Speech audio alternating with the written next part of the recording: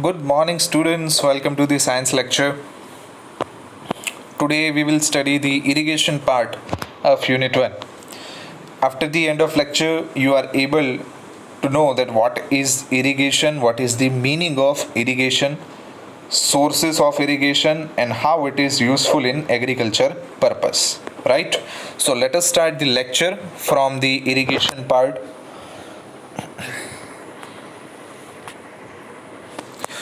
All living beings need water to live. Water is important for proper growth and development of flowers, fruits, and development of seeds of plants. Water is absorbed by the plant roots. Along with water, minerals and fertilizers are also absorbed. Plants contain nearly 90% water. Water is essential because germination of seeds does not take place under dry conditions. So, students, after reading this 3 to 4 lines, you are now identified that what we will talk about. हम किस चीज़ के बारे में बात करने जाने वाले हैं. मेजरली वाटर, जल है तो जीवन है, वैसे ही हमारे लिए तो ज़रूरी है ही, लेकिन साथ साथ में प्लांट्स और लिविंग ऑर्गेनिजम्स के लिए भी ये चीज़ बहुत बहुत बहुत ज़रूरी है. Because germination means the growth of plants does not takes place without water. Under dry conditions हम देख सकते हैं कि कहीं पर भी अगर कोई पेड़ पौधे हैं तो वहाँ पे पानी अगर उसको इनफ अमाउंट में रेगुलर इंटरवल पे नहीं मिलता है तो उसका ग्रोथ, जो उसका विकास जो है वो रुक जाता है. ठीक है, move forward. Nutrients dissolved in water gets transported wait my okay done.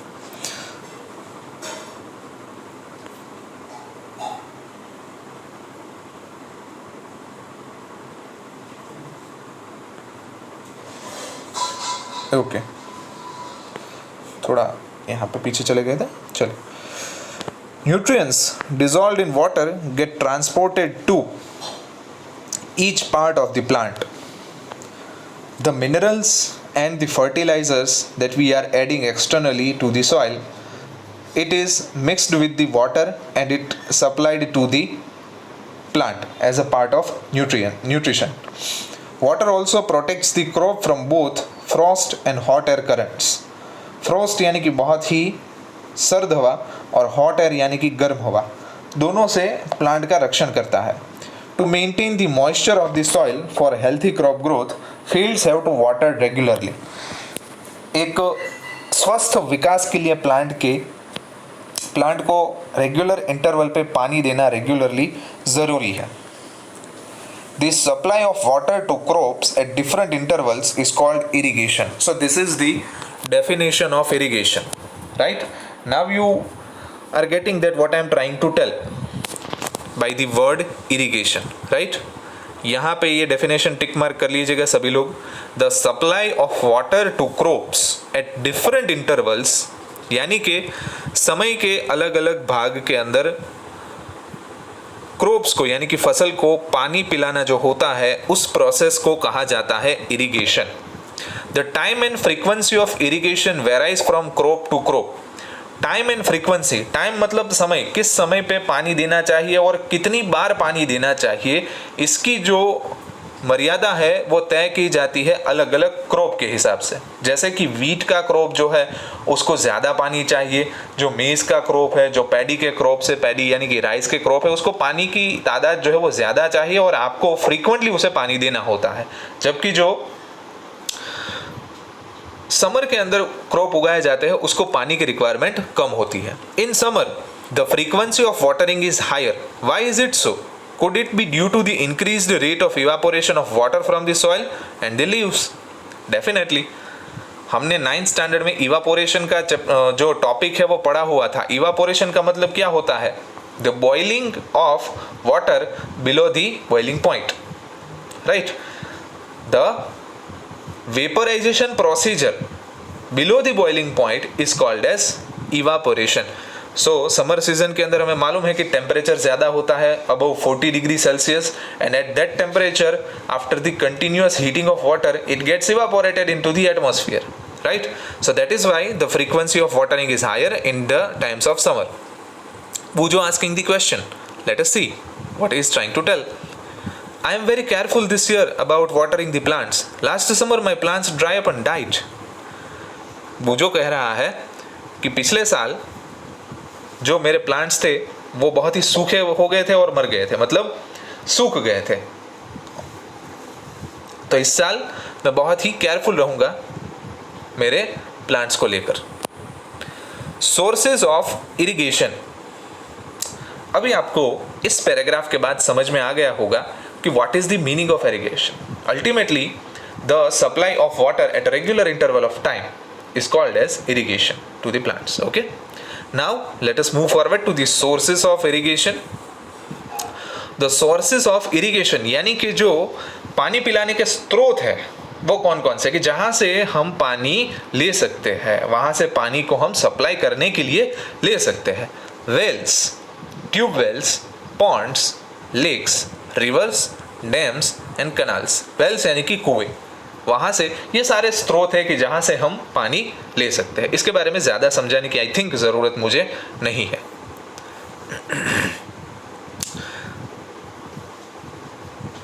Traditional methods of irrigation, परंपरागत मेथड्स, पद्धतियाँ इरिगेशन की, पानी पिलाने की परंपरागत पद्धतियाँ। चलिए आइए देखते हैं। The water available in wells, lakes and canals is lifted up by different methods in different regions for taking it to the fields. कुएं में से पानी निकालने के लिए अलग अलग पद्धतियों का इस्तेमाल करा जाता है। Cattle or human labor is used in these methods. So these methods are cheaper but less efficient. The various traditional ways are: first, moat. जो ये आप मेथड देख रहे हो उसे मोट कहा जाता है। What is the meaning of moat, sir? We didn't understand. चलिए let us understand this method. मोट यानी कि होता है पुल्ली। अभी जैसे मैं आपको ये फिगर के बारे में डिस्क्रिप्शन दूँ तो यहाँ पे एक फार्मर है, यहाँ पे उसकी ये फसल उगी हुई है, यहाँ पे पानी का स्रोत है जो वो किस में से ला रहा है, ट्यूबवेल में से। लेकिन वो पानी भरने के लिए क्या करेगा, तो यहाँ पे एक रोप है, रस्सी, और इसको यहाँ पे ये सर्कुलर सेक्शन के अंदर उसे बांध दिया गया है। देख रहे हो ये चीज़, ये वाली गोल गोल, इसे कहा जाता है पुल्ली। क्या कहा जाता है, पुल्ली। ये पुल्ली होती है और उसके अंदर ग्रूव होते हैं और उसमें रोप को फिट कर दिया जाता है। तो जैसे ही आप रोप को खींचते हो पुल्ली भी घूमती है, और पुल्ली के दूसरे एंड पे यहाँ पे एक घड़ा रखा जाता है, बड़ा सा पानी का वेसल, उसे नीचे डाला जाता है। धीरे धीरे आप सरकाते जाओ उसे तो वो नीचे जाएगा और खींचते जाओ तो ऊपर आएगा। So this is the simple system of irrigation. Moving to the second part, chain pump. ये वाला दिखाई दिया सभी को। इसमें क्या किया जाता है, जो यहाँ पे एक पैडल फिट होता है, पैडल के ऊपर यहाँ पे बाल्टियाँ फिट होती है और वो ट्यूबवेल के साथ कनेक्टेड होता है।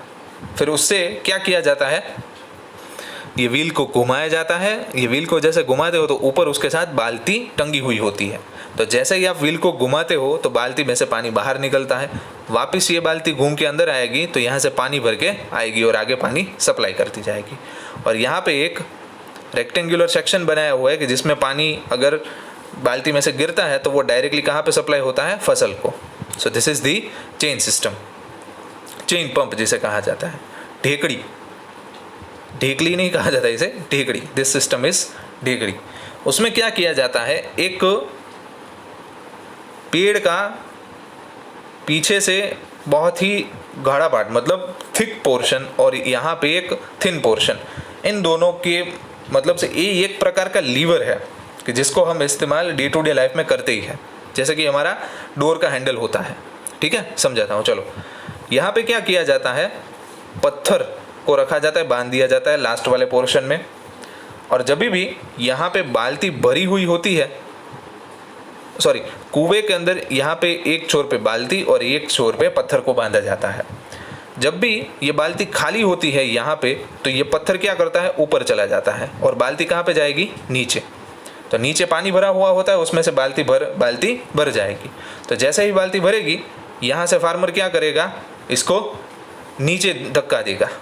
नीचे जैसे ही धक्का देगा इस साइड पे, तो बाल्टी कहाँ पे आएगी, ऊपर, और उसमें से पानी लेके फिर सप्लाई कर देगा। दिस इज कॉल्ड एज ढेकड़ी। थर्ड, राहत, लीवर सिस्टम। इसमें क्या किया जाता है कि बुलॉक की मदद से, यहाँ पे गाय है या तो भैंस है, उसकी मदद से ये पूरी की पूरी एक सिस्टम जो यहाँ पे देख रहे हो, ये रोड है, यहाँ पे ये खंभे जैसा है, ये गोल गोल घूमता रहता है। जैसे यहाँ पे गोल गोल घूमता है तो वैसे यहाँ पे जो आपको ये व्हील दिख रहा है वो भी कैसे होगा, रोटेट होगा। नीचे भरा हुआ होता है कुएं में पानी, तो ये जैसे रोटेट होता है तो जैसे नीचे गया तो एक बाल्टी भर गई, यहाँ पे वो ऊपर आई और ऊपर से नीचे आई तो यहाँ पे पानी उसने डाल दिया, वापस पानी भर के आ गया। तो जैसे जैसे ये बेल घूमता रहता है वैसे वैसे ये राउंड व्हील जो है वो भी घूमता रहता है। So this is called as rahat system. Pumps are commonly used for lifting water. Diesel, biogas, electricity and solar energy is used to run this pump.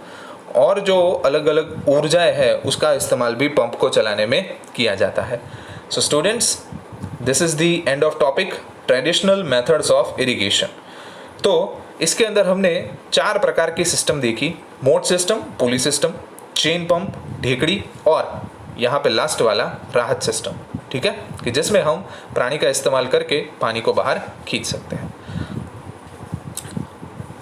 Modern methods जो इरिगेशन है इसके नेक्स्ट लेक्चर के अंदर हम पढ़ेंगे, कि जिसके अंदर हम ड्रिप सिस्टम और अलग अलग इरिगेशन की सिस्टम के बारे में पढ़ते हैं। ठीक है, यहाँ तक रखते हैं आज के लिए। Thank you and stay home, stay safe.